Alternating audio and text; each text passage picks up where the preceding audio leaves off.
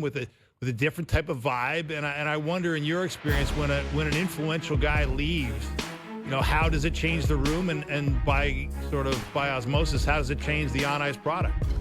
Well, they know, anyone who plays any level of hockey, when the other team is better than you, right? And it's not working. And I was playing for the Vancouver Canucks. Marcus Naslund was their captain. And I remember him, I was sitting in the room, and Colorado was always the team we were chasing. But they had, so many Hall of Famers. Rob Blake, Ray Bork, Hayju, Forsberg, Sakic. It was ridiculous how good they were. And I said, I think we're catching them. He said, Struddy, let's just go through the lines. So we put we were in a hotel room. We wrote down our 4 lines and our 60 and our 70 or whatever. Then same thing for Colorado. And he goes, go through every one and circle the player you like best. Do you like Sakic or our centerman, or do you like Marcus Naslund or Peter Forsberg?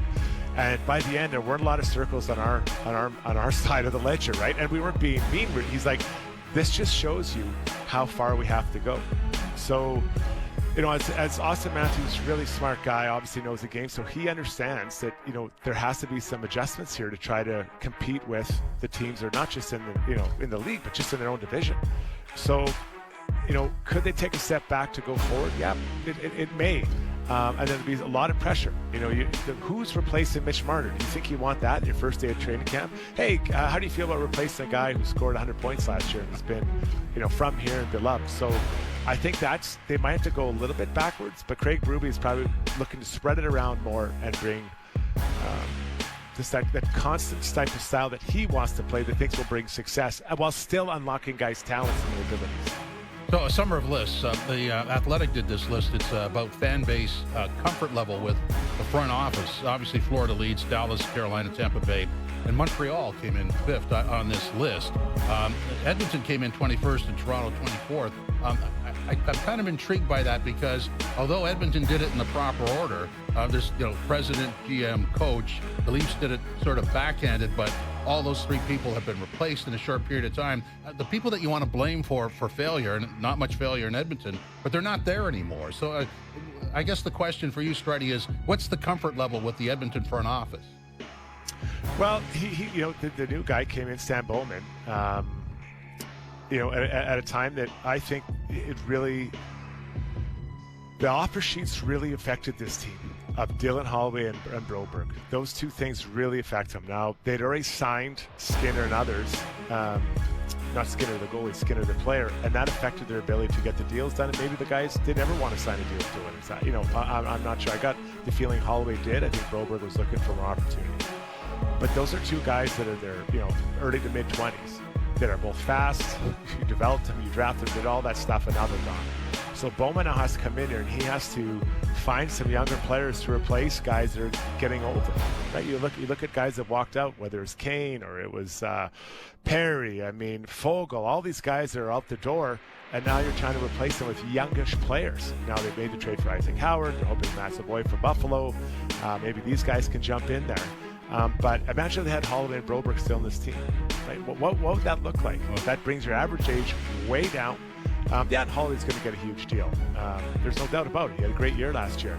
So I think that's where Stan Bowman now, I don't know what effect he would have had on, or if he did have an effect on it. But so I think a lot of fans are jittery about that. I know I look at that and say, okay, well, how's that going to work out? Because you got to replace guys. You haven't had a lot of draft picks. Who's coming in? There's going to be that 25, 26-year-old players that can impact and play with Connor Leon, hopefully for the rest of their careers. Well, it's an incredibly tall order, right? To take a team that's gone to 2 straight Cup finals and then make improvements on it while you're, at or near the cap. It's not an easy thing to do, for sure. But I'm wondering, Struddy, the fans clearly do not have a lot of belief in the front office's ability to do it, judging by this Athletic poll at least. But I think the main factor that matters to me is, how does Connor McDavid feel in his confidence that this front office can actually take him where he wants to get, which of course is to a spot where he can be having his day with the Stanley Cup and getting fitted for a Stanley Cup ring. We haven't heard about a McDavid signing yet. We have heard him say that he'd be happy to stay there if he believes, this team can be a Cup contender on down the line. What's your most recent read on the state of affairs on that front. You're 100% right. I mean, Leon Draisaitl signs a long extension, and I cannot believe that Leon wouldn't have talked to Connor about his thoughts. At least, what are you thinking of doing?